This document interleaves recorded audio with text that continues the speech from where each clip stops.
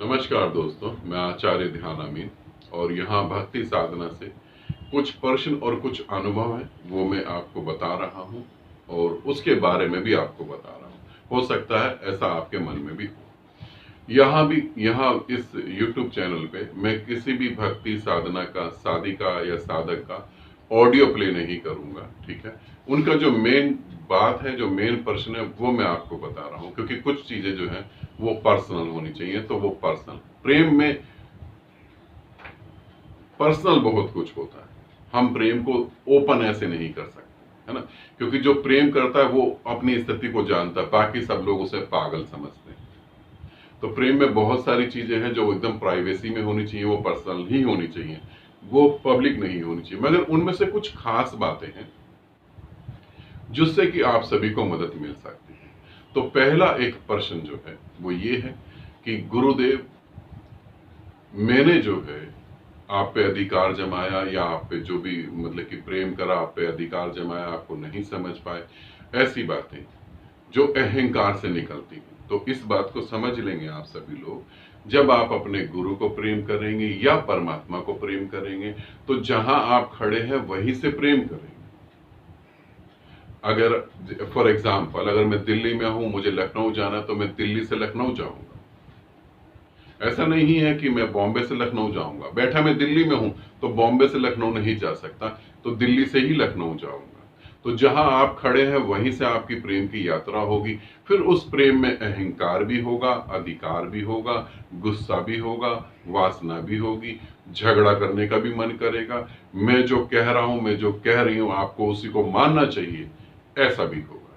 क्योंकि ये जब तक आएगा नहीं तब तक गुरु इसे मिटाएगा नहीं, ठीक है। तो ये जो आपने करा बिल्कुल सही है, इसमें कोई गलती नहीं। आप अपने गुरु को प्रेम करते हैं या आप निराकार को प्रेम करते हैं, तो जहां से कर रहे हैं वहीं से करेंगे जहां पर आप बैठे हुए हैं। तो आप अहंकार के साथ भी हैं, आप वासना के साथ भी हैं, तो उस स्थिति में जैसे आप प्रेम करेंगे उनमें ये चीजें आएंगी। इसी को तो वो शुद्ध करेगा, तभी तो 24 कैरेट की गोल्ड की तरह आप निखरेंगे। इसी को तो वो तराशेगा। इसीलिए जब साधक प्रेम करता है तो ये बातें स्वाभाविक होंगी होंगी। तो यहां पर हमें गिल्टी फील नहीं करना, हमें गलती नहीं महसूस करनी, नहीं, हम एकदम ठीक है। अब गुरु का काम है वो गुरु करेगा। दूसरी बात कि मेरी एक कल्पना थी कि आप यहां पर पहुंचे, आप यहां आए और मैं आपसे मिलूं, और वो कल्पना जो है सच हो गई। मैंने आपको नहीं बताया और वो सच हो गई। अगर आप गुरु के प्रति प्रेम में हैं और प्रेम में होने के कारण आप कोई कल्पना करते हैं और वो कल्पना सच हो जाती है, तो आप समझे कि आप गुरु की आत्मा के साथ जुड़े हुए हैं। आप समझे आप गुरु के निराकार से जुड़े हुए हैं। अब कैसे उस निराकार को आप नहीं समझ पा रहे? अगर आप ये समझते हैं, बहुत सारे साधक हैं, मैं उनको भी बता रहा हूं, अगर मैं किसी ग्रुप में कोई विधि करवा रहा हूं और आप उस ग्रुप से नहीं जुड़े और आपको वो विधि घट रही है, आपको एक्यूरेट स्टेप बाय स्टेप सब कुछ पता लग रहा है कि मैं क्या करवा रहा हूं, और वो आपके पास आ रहा है, तो इसका मतलब है आप उस निराकार के बहुत करीब हैं। मगर निराकार हुए क्यों नहीं, ये जरूरी है। फिर निराकार हुए क्यों नहीं, ये जरूरी है।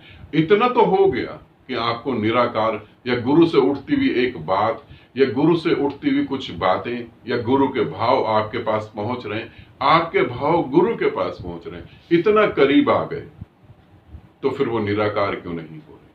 कहीं ना कहीं अब भी कुछ ना कुछ मोह अटका होगा, परिवार के प्रति, समाज के प्रति।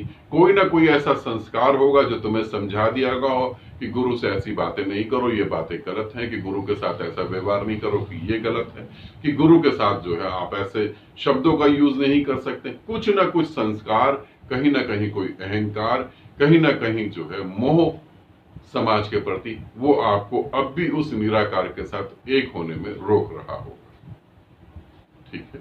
तीसरा कि मुझे नहीं पता कि मेरे आंख में आंसू क्यों आ जाते हैं, और मैं इस बात को नहीं जानती कि मेरे आंख में आंसू क्यों आ जाते हैं। तुम्हारा मन, तुम सोचते हो तुम्हारा मन जो है उसमें एक लिमिटेड जानकारी होती है। तुम्हारा मन जब यात्रा करता है, ऊर्जा से वो पदार्थ में बनता है, पदार्थ से बनते बनते वो शरीर में आता है, तुम्हारे मन में सारा कुछ होता है। और जब तुम कभी किसी गुरु के प्रेम में पड़े होते हो और वही गुरु रूप दोबारा बदल के इस पृथ्वी पर आता है, तो जिसे तुम आत्मा कहते हो, मैं उसे गहरे मन का तला कहता हूं। मैं कहता हूं वो गहरे मन की बिल्कुल डीप माइंड का वो एक जगह है, गहरे मन का तला। ठीक है, तुम उसे आत्मा कह सकते हो, तो मैं आत्मा की भाषा में ही बोलता हूं। तो तुम्हारा मन जो है इस जन्म में पैदा हुआ तो उसने हिंदू धर्म में पैदा हुआ, हिंदू धर्म के हिसाब से संस्कार इकट्ठे कर लिए। अगली बार वो सिख धर्म में पैदा हुआ तो सिख धर्म में इकट्ठा कर लिया। मगर जब तुम किसी गुरु के प्रेम में पड़ते हो और वो गुरु इस पृथ्वी पर दोबारा पैदा होता है, तो तुम्हारी चेतना उसे जानती है, तुम्हारी आत्मा उसे जानती है। तो तुम्हारी आत्मा उससे जब जुड़ जाती है, तब उसकी वजह से आंख में आंसू आते हैं और तुम रोने लगते हो। और इसका कारण तुम नहीं जान सकते। इसका सीधा सा कारण होता है कि तुम कभी ना कभी उस गुरु से जुड़े थे, उसके प्रेम में पड़े होगे, उसके साथ खाना खाया होगा, उसके साथ घूमे होगे, हंसे होगे, नाचे होगे, बहुत कुछ करा होगा। आज फिर वही पुरानी बात याद आ गई, इसीलिए आंख में आंसू आ जाते हैं। दूसरा कि मेरे को पहली बार प्रेम का एहसास हुआ, और जब मेरे को पहली बार प्रेम का एहसास हुआ तो मुझे पहली बार ये पता लगा कि मेरा परिवार मुझे कितना प्रेम करता है। और मैंने जो है पहली बार प्रेम करा अपने परिवार को, अपने मम्मी पापा को। अब इसे समझें, इस घटना को पूरी अच्छे तरीके से समझें। ये क्यों हुआ? हम बोलते हैं सभी को प्रेम करें, ये एक शब्द है, सभी को प्रेम करें, पॉसिबल नहीं है। हम कैसे प्रेम कर सकते हैं? हम सभी को शिकायत तो कर सकते हैं, हमें सभी से जो है शिकायत होती है, सभी के प्रति गुस्सा होता है, मगर हम प्रेम करें कैसे? प्रेम का झरना तो अभी सूखा पड़ा हुआ है, प्रेम का झरना तो बहा ही नहीं। और हमने बहुत जगह प्रेम करा, बहुत लोगों को प्रेम करा, मगर जब आप लोगों को प्रेम करते हैं तो वो आपके प्रेम को एक्सेप्ट कर लेते हैं और वो आपके प्रेम को पी जाते हैं। बदले में वो आपको क्या देते हैं, क्या नहीं देते, वो नहीं पता, वो आपके प्रेम को ले लेते हैं। मगर जब आप निराकार को प्रेम करते हैं, इसका ध्यान रखिएगा, यहाँ एक और सिद्धांत है जिसके बारे में बता रहा हूं। जब आप निराकार को प्रेम करते हैं तो निराकार वो तो प्रेम का सागर है। अगर एक समुंदर के पास एक लोटे में एक गिलास में पानी भर के आप उस समुंदर में फेंकते हैं, तो आपने एक गिलास फेंका, वो लहर आती है और वो कई गिलास का पानी आपके पांव में चढ़ा देती है। जब आप निराकार को प्रेम करते हैं तो पहली बार आपके हृदय में प्रेम पैदा होता है, पहली बार आपको प्रेम का एहसास होता है। उस प्रेम के एहसास से फिर आप देखते हैं कि अरे वाह, यहां तो सभी को प्रेम करा जा सकता है। फिर उस झरने के जैसे ही फूटता है वो, जैसे ही वहां अमृत आता है, तो फिर आप सबसे प्रेम करने लगते हैं, फिर सबसे प्रेम करने लगते हैं। दो स्थितियां हैं। पहला, जब किसी व्यक्ति को प्रेम करते हैं और वो अहंकार में भरा हुआ है, तो वो आपके प्रेम को ले लेता है, देगा कुछ, नहीं देगा पता नहीं। मगर आप सागर को प्रेम करते हैं तो जितनी मात्रा में आप सागर को प्रेम करते हैं उससे कई गुना सागर आपको वापस दे देता है। हम कहते हैं कर्म लौटते हैं,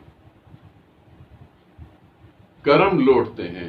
कर्म जो बहुत पावरफुल तरीके से लौटते हैं जब आप निराकार के साथ जुड़ के कर्म करते हैं, तब वो कर्म लौटते हैं। और जब आप निराकार के साथ जुड़ के कर्म करते हैं तो सभी कर्म शुभ और शुद्ध होते हैं।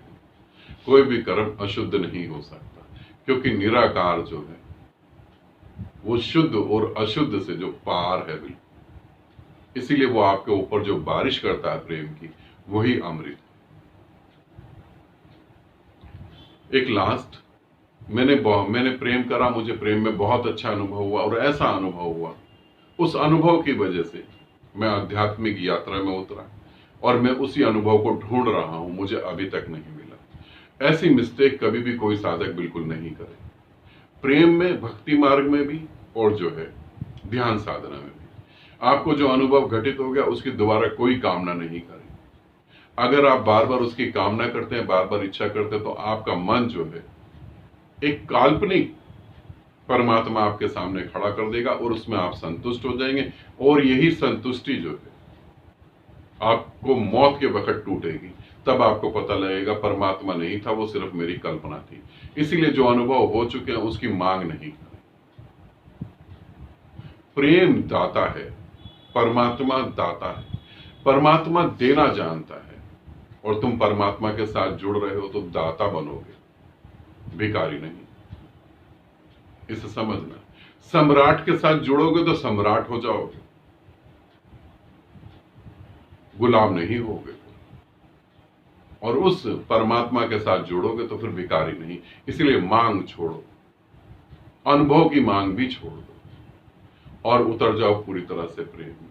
तो ये कुछ अनुभव हैं जो साधक और साधिकाओं के हैं, उनके अनुभव मैंने तुम्हें यहाँ बताए जिससे तुम्हें मदद मिल सकती है। ऑडियो में यहाँ नहीं चला सकता क्योंकि वो उन सबका पर्सनल है। ठीक है, आनंदित रहें, सदा खुश रहें। बहुत बहुत प्रेम आप सभी को।